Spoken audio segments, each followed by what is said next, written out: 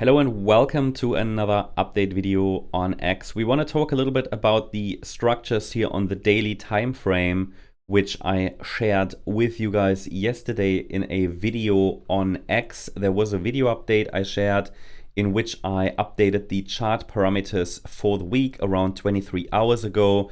I suggested in my video here on YouTube yesterday around the same time that I would suggest you guys follow an X. So because I will use that analysis this week to, just check, are we still adhering to it? Has anything changed also, right? And so I will continue to build on it.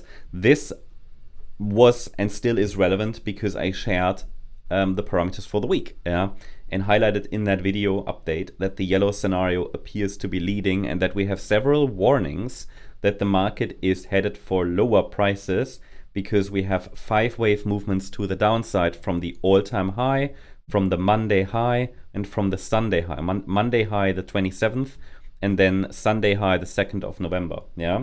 So we had 5 waves down like this, 3 waves up. We had another 5 wave move down and another 5 wave move down. So what can I say? I mean, these were warnings that the market intends to go lower. Will it fill in all the 5 waves down towards 98 to 96K? I don't know. But so far it's been aligning with that perspective quite well. I mentioned that we have what we even could call a short trade setup. For those of you who are brave enough in a still bullish market, Bitcoin, in my opinion, is still in a bullish market for now. Yeah, that can change. The local trend is down, so my bias is already lower, as you know, short term. Until I see the next micro 5 wave move up. But the thing is, we haven't really seen any strong signals that a bear market has started, for example. However, that doesn't mean that we couldn't go lower and eventually a bear market might be unfolding. I talked about that many times. The top, might be in. The bull market top might be in. It's that we have all the warnings from an Elliott Wave point of view that we can get at this point, but we haven't broken below any meaningful support levels, okay? So I cannot confirm that the bear market has started, but the local trend is down already. I am, however, as you know, watching still for upside reversal signals because the larger trend hasn't shifted. I spent a lot of hours, I want to say, in recent weeks and months on explaining what would confirm for me that a bear market has started.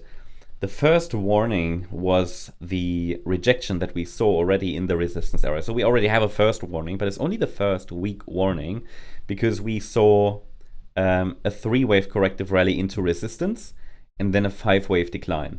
So this is the first warning that the bear market has started, but it's the first one only. We need a decisive break below the 55-week exponential moving average as well.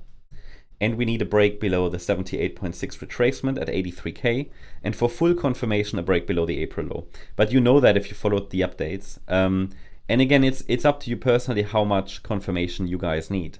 Because at this point, we're still hovering around the May price region.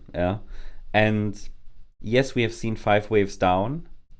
But honestly, it could simply be, for example, an A wave, a B wave, a C wave, and then we go higher.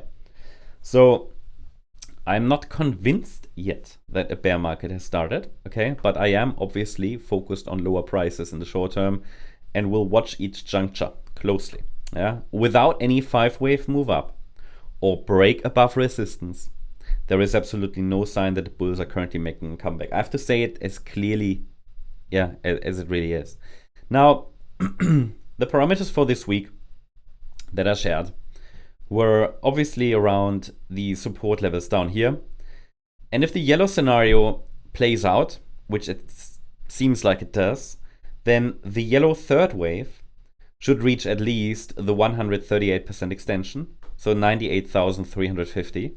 And then we could get a wave 4 bounce and a wave 5 to the downside. So like what is that? Like 101,730 could then be resistance for wave 4, roughly. That's just for orientation right now. These levels might shift a bit.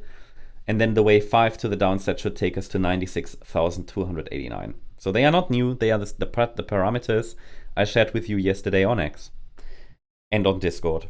And the 55-week exponential moving average is around 99K, a little higher than that. So what if we break below it? Is that the bear market? No, it's just another signal. And it would need to be, I would say, at least a weekly candle close. I would say at least a weekly candle close. If we don't get a weekly candle close at least below the 55-week EMA, that signal for me isn't valid. So yeah, I think the pressure remains to the downside. The yellow scenario remains leading. If we now see a larger bounce unfold from here, it could be a larger B wave bounce, and it could unfold as an A, B, C before we go lower. That would not even be unlikely or anything, right? Because this is still a support area in which we are. There's a lot of support. I mean, yeah, we've now broken below the August low, September low. We've broken, below some of the October lows, but not below the 17th of October low yet. And also, the market is hitting or approaching this support line, of the RSI. And the last few times when that happened, we saw a bounce. So this is around 34. We're not oversold yet, but there is this support line on the daily RSI that we're observing closely. So there could be a bounce either from here or from the oversold region. Whenever Bitcoin is getting oversold on the daily, I typically make a buy because it's typically a bottoming signal. Whether that means we go to all-time highs or just a larger bounce, doesn't matter so much. A smaller, a bounce of sorts typically happens. So I'm not entirely sure if we really will get all these 5 waves to the downside with Bitcoin getting close to being oversold on the daily. Okay, I have to say that. Momentum is down for now. I'm not entirely convinced we'll really see all of this follow through to the downside. So that's why I said the bull market is technically not over yet. At least we have no strong signal for it, but the local pressure is downward. But I'm still on high alert for upside reversal signals. Okay, it shouldn't surprise anyone in the current state because the larger trend is still up. Yeah, okay, that might change, but also the daily RSI is getting close to oversold. So it's just focusing on lower, that's my view, while being very much aware that at any point the market could change its mind and start to move up. I shared the micro analysis earlier today on X, so feel free to follow it here. I shared all the parameters for today. Check it out. I'll leave a link in the comment section. So it gives you all the overview of the 30-minute chart, 1-hour chart, resistance, support levels, and microstructure analysis. What I wanted to do in this video here is to take another look at Bitcoin dominance because a lot of you have asked me. Just want to avoid this video becomes too long, but Bitcoin dominance, still grinding higher. And, I would not be surprised at all if we get all the way up to, let's say, 63, 64% again with Bitcoin dominance, because it just makes sense in different scenarios. If Bitcoin continues to drop and there is more panic and extreme fear, then it makes sense for Bitcoin to drop less than the altcoins. They typically drop more in these instances.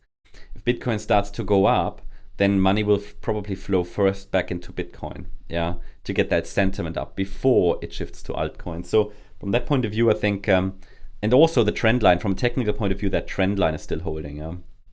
So that's the update on Bitcoin. Hope you liked the update. If you did, please hit the like button, leave a comment, and subscribe. And if you're interested in additional updates, then check out our X channel, as I said, the micro analysis, which kind of goes hand in hand with the daily chart here that I shared with you just today. You can find that on X. Just uploaded it a few minutes ago, so feel free to check it out. Thanks so much. Bye-bye.